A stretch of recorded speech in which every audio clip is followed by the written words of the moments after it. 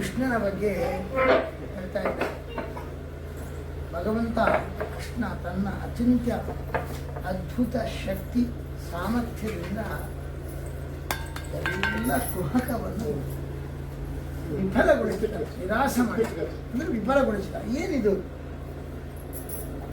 ಅಂದರೆ ಭಾಗವತದ ಮಹತ್ವವನ್ನು ಇಲ್ಲಿ ಹೇಳ್ತಾ ಇದ್ದಾರೆ. ಕುಹಕ ಅಂದರೆ ವೇಷಾಂತರ ಮಾಡಿಕೊಂಡು ಬಂದ, ವೇಷ ಬದಲಿಸಿಕೊಂಡು ಬಂದು ಕಚ್ಚಿದ ತಕ್ಷಕ ಪರೀಕ್ಷಿದ್ರಾಜರು. ಕುಹಕ ಅಂದರೆ ವೇಷಾಂತರ ಮಾಡ್ಕೊಂಡು ಬಂದವನು. ಸರ್ಪ ರೂಪದಲ್ಲಿ ಬರಲಿಲ್ಲ, ಅವನು ಮನುಷ್ಯ ರೂಪದಲ್ಲಿ ಬಂದ ಅಲ್ವಾ.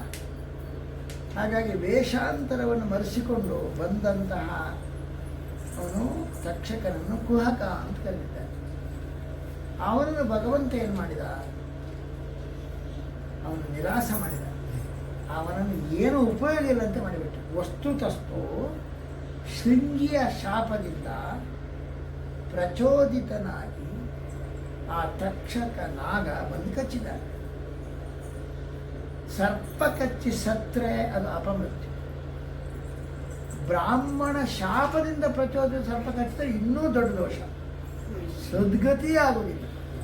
ಹಾಗಾಗಿ ದುರ್ಮರಣ ದುರ್ಗತಿ ದಾಯಕನಾಗಿ ಬಂದಿದ್ದ ತಾನು ಕಚ್ಚಿ ಅವನಿಗೆ ಏನು ದುರ್ಮರಣ ಕೊಟ್ಟು ದುರ್ಗತಿ ಆಗಬೇಕಂತ ಬಂದ. ಅದು ಬ್ರಾಹ್ಮಣನ ಶಾಪ ಬೇರೆ ಮತ್ತಲ್ಲಿ. ಆದರೆ ಅಂತಹ ವೇಷಾಂತರ ಮರೆಸಿಕೊಂಡು ಬಂದರೂ ಕೂಡ ತಕ್ಷಕ ಅವನಿಗೆ ದುರ್ಗತಿಯನ್ನು ಕೊಡೋದ್ರಲ್ಲಿ, ಪ್ರಾಣ ಸಂಕಟವನ್ನು ಕೊಡೋದ್ರಲ್ಲಿ ವಿಫಲನಾದ. ಯಾಕೆ ಅಂದರೆ ಭಗವಂತನ ಅಚಿಂತ್ಯದ್ಭುತವಾದ ಶಕ್ತಿ. ಅದರಿಂದ ಆ ಭಾಗವತ ಕೇಳಿದಂತಹ ಭಕ್ತನಿಗೆ ದೇವರು ತನ್ನ ಅಚಿಂತ್ಯದ್ಭುತ ಶಕ್ತಿಯಿಂದ ಸರ್ಪ ಕಚ್ಚಿದ್ರೂ ಅವನಿಗೆ ದುರ್ಗತಿ ಆಗದಂತೆ ಮಾಡಿದ. ಅದು ಟುಸ್ ಆಯ್ತು, ಬ್ರಾಹ್ಮಣನ ಶಾಪ ಟುಸ್ ಆಯ್ತು. ಯಾಕೆಂದ್ರೆ ಅವನಿಗೆ ಸಮೂಹ ಉರು ಭಯ ಭಗವತ್ಯರ್ಪಿತಾಶಯ, ಅವನಿಗೆ ಯಾವ ಭಯ ಆಗಿಲ್ಲಂತೆ.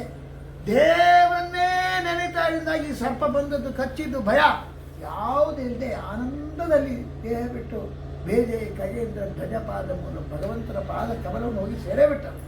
ಅಯ್ಯೋ, ಸರ್ಪ ಕಚ್ಚಿ ಬ್ರಾಹ್ಮಣ ಶಾಪದಿಂದ ಕಚ್ಚಿದ ದುರ್ಗತಿ ಆಗುವ ಬದಲು ದುರ್ಗತಿ ಆಗಿಲ್ಲ, ಪ್ರಾಣ ಸಂಕಟ ಆಗಿಲ್ಲ, ಏನೂ ಆಗಿಲ್ಲ. ಇಂಥದ್ದು ಒಂದು ವೇಷಾಂತರ ಮರೆಸಿಕೊಂಡು ಬಂದಿರತಕ್ಕಂಥ ತಕ್ಷಕನೂ ಕೂಡ ವಿಫಲನಾದ. ಅವನು ವಿಫಲಗೊಳಿಸಿದ ಭಗವಂತ, ಅವನ ನಿರಾಸ ಮಾಡಿದ. ಅವನು ಏನು ಲೆಕ್ಕಕ್ಕೆ ಇಲ್ಲನ್ನು ಮಾಡಿದ. ತನ್ನ ಅಚಿಂತ್ಯದ್ಭುತ ಶಕ್ತಿಯಿಂದ ಭಕ್ತ ಪ್ರಹ್ಲಾದನನ್ನು, ನನ್ನ ಭಕ್ತ ಪರೀಕ್ಷಿದ್ರಾಜನನ್ನು ಅವನಿಗೆ ದುರ್ಗತಿ ಆಗಿದಂತೆ ನೋಡಿಕೊಂಡು ವಿಶೇಷವಾಗಿ ಮೋಕ್ಷವನ್ನು ಕೊಟ್ಟ. ಬ್ರಾಹ್ಮಣ ಶಾಪದಿಂದ ಅದಕ್ಕೆ ಅವನು ಕೆಳಗೆ ಹೋಗಬೇಕಿತ್ತು, ನರಕಕ್ಕೆ ಮೇಲಕ್ಕೆ ಹೋದ. ಇದು ಕೃಷ್ಣನ ಮಹತ್ವ, ಭಾಗವತದ ಮಹತ್ವ ಇಲ್ಲಿದೆ. ಅದನ್ನು ಹೇಳ್ತಾರೆ ಸೇನಧಾಮ್ನ ನಿರಸ್ತ.